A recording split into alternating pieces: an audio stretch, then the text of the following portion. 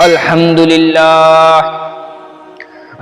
لله نحمده ونستغفره ونؤمن به ونتوكل عليه ونعوذ بالله من شرور أنفسنا ومن سيئات أعمالنا من يهده الله فلا مضل له من يضلله فلا هادي له ونشهد أن سيدنا وسندنا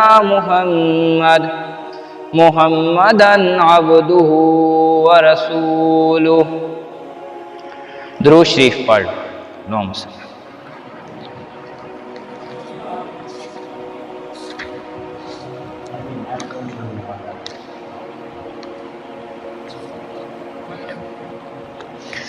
السلام علیکم ورحمۃ اللہ وبرکاتہ. آج کا جو میرا عنوان ہے وہ ہے ان لوگوں پر جو کہ زنا کرتے ہیں. میرے بھائیوں دوستوں، یہ زنا بہت ہی بدکاری والا کام ہے. نبی اکرم صلی اللہ علیہ وسلم نے اسے گناہ کبیرہ قرار دیا ہے. نبی اکرم نے فرمایا کہ سب سے بڑے گناہ شرک اور زنا یہ بہت بڑے گناہ ہیں، اور اس کا زنا کا نہ صرف ہمارے معاشرے کے اوپر بلکہ ہمارے بچوں کی تربیت پر بھی اس کا بہت بڑا اثر ہوتا ہے. زنا کا بہت برا اثر ہم سب پر پڑتا ہے. سورۃ بنی اسرائیل میں اللہ تعالیٰ نے فرمایا وَلَا تَقْرَبُوا الزِّنَا، اور زنا کے قریب مت جاؤ، إِنَّهُ كَانَ فَاحِشَةً وَسَاءَ سَبِيلًا، بے شک وہ بے حیائی اور بہت ہی برا راستہ ہے. قرآن پاک میں اسے بے حیا قرار دیا ہے. جب ایک عورت اور ایک مرد زنا کرتے ہیں تو زمین جل جاتی ہے. وہ کہتی ہے کہ اگر مجھے حکم ملتا تو میں اسے دبوچ لیتی.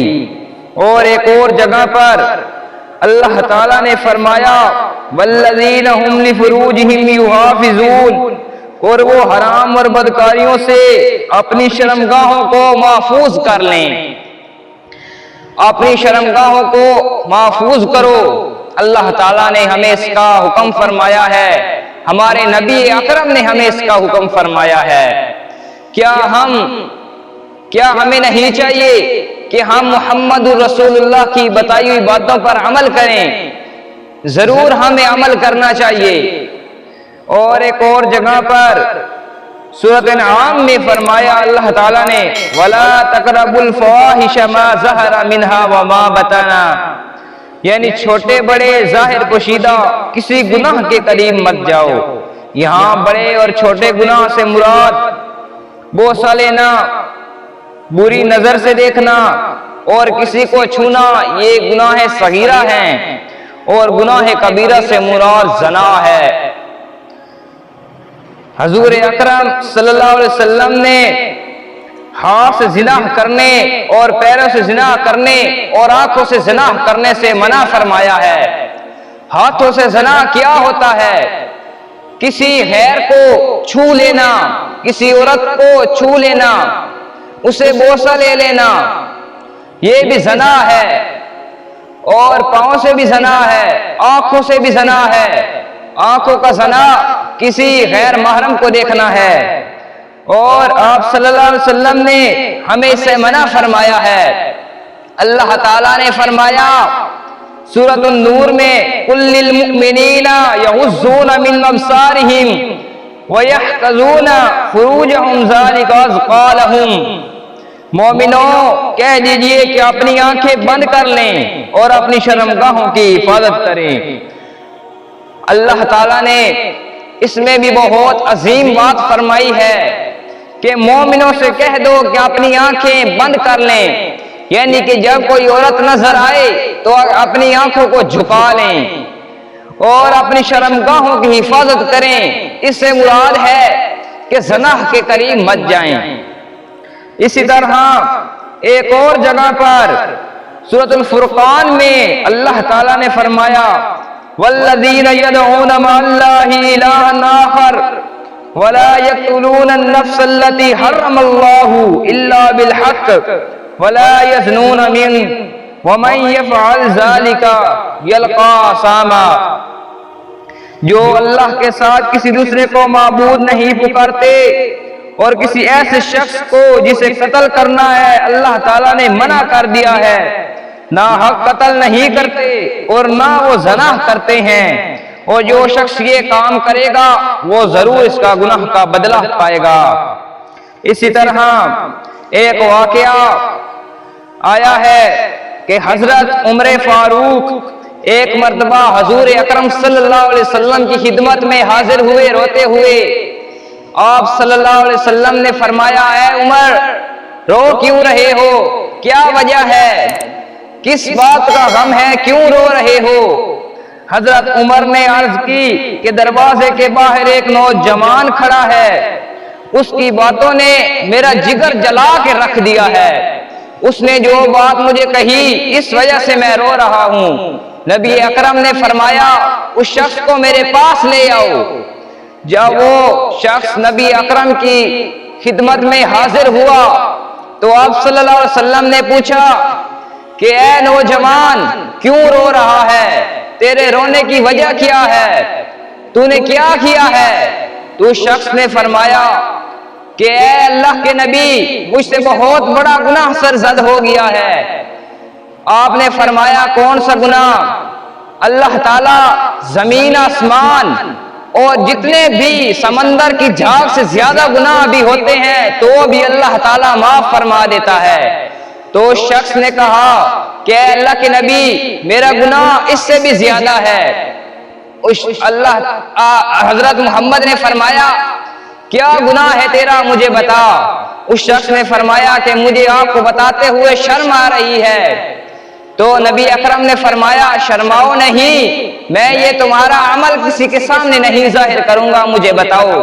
تو اس شخص نے فرمایا کہ اے اللہ کے نبی میں کفن چور تھا، 7 سال میں نے کفن چوری کیے، لیکن ایک انصاری لڑکی جسے انصار دفنا کر جا رہے تھے اور میں اس کا کفن چوری کرنے کے لیے آیا، میں نے قبر کھودنا شروع کر دی، اس کا کفن اتارا اور چند ہی قدم آگے نکلا کہ شیطان مجھ پر غالب آ گیا، میں وہی قدم لے کر پیچھے مڑا اور اس شخص اور اس عورت کے ساتھ بدکاری کی۔ تو نبی اکرم صلی اللہ علیہ وسلم نے فرمایا دفع ہو جا میری مجلس سے، تو جہنم کی آگ میں سڑے گا۔ وہ شخص روتا ہوا نبی اکرم کی مجلس سے چلا گیا، استغفار کہتا رہا۔ نبی اکرم بعد تک روتے رہے، وہ شخص چلا گیا۔ وہ 40 سال تک حضور اکرم صلی اللہ علیہ وسلم کس بات پر روتا رہا اور اپنے اس گناہ پر روتا رہا، اور 40 سال بعد اس نے اللہ تعالیٰ سے فرمایا کہ اے اللہ 40 سال ہو گئے ہیں، میں اس گناہ کا کفارہ ادا کرنا چاہتا ہوں، اے اللہ، اے زمین و آسمان کے مالک، اے محمد کے پروردگار، اے میرے رب ذوالجلال مجھے معاف فرما دے۔ اگر تو نے مجھے معاف فرما دیا ہے تو محمد کی طرف کوئی وحی نازل فرما، اگر تو نے مجھے معاف نہیں فرمایا تو میری طرف کوئی ایسی آگ بھیج کہ میں جل کر اس میں راکھ ہو جاؤں۔ تو اللہ تعالیٰ نے نبی اکرم صلی اللہ علیہ وسلم کے پاس پیغام بھیجا کہ حضرت جبرائیل علیہ السلام حاضر ہوئے، انہوں نے حضرت محمد رسول اللہ سے فرمایا کہ اے محمد کیا تو اس زمین اور آسمان کا مالک ہے، کیا تو نے یہ ہر چیز پیدا کی؟ تو آپ صلی اللہ علیہ وسلم نے فرمایا نہیں، میں نے یہ نہیں پیدا فرمائی۔ تو حضرت جبرائیل علیہ السلام نے فرمایا کہ اللہ کا حکم ہے، اللہ تعالیٰ نے فرمایا کہ میں نے اس نوجوان کو معاف فرما دیا ہے۔ تو اللہ تعالیٰ نے اس نوجوان کو بلایا کہ اللہ تعالیٰ نے 40 سال جو تو نے رو رو کر اللہ تعالیٰ سے معافی طلب کی، اس وجہ سے اللہ تعالیٰ نے تجھے معاف فرما دیا ہے۔ اے میرے بھائیوں دوستوں، دیکھو کتنا بڑا یہ گناہ ہے، اور زانی کے لیے کوئی معافی نہیں۔ اگر وہ معافی اللہ سے مانگ کر توبہ کر لے تو پھر تو ٹھیک ہے، لیکن اگر وہ زنا کرتا ہوا پکڑا گیا تو اس کے لیے، اگر وہ شادی شدہ ہے تو اس کے لیے سنسار کر دینا چاہیے اسے، لیکن اگر وہ نوجوان نہیں تو اسے 100 کوڑوں کی سزا سنائی گئی ہے، چاہے وہ 1 کوڑے پر ہی کیوں نہ مر جائے۔ اس لیے میرے بھائیوں دوستوں، آپ سے گزارش ہے کہ آپ زنا جیسی بدکاری سے دور رہیں، اور جو بھی لوگ زنا کر رہے ہیں وہ ان سے توبہ کر لیں، تاکہ آپ قیامت کے روز آپ جہنم کی آگ سے بچ سکیں، کیونکہ یہ بہت بڑا گناہ ہے، گناہ کبیرہ ہے۔ آخر دعوانا الحمدللہ رب العالمین۔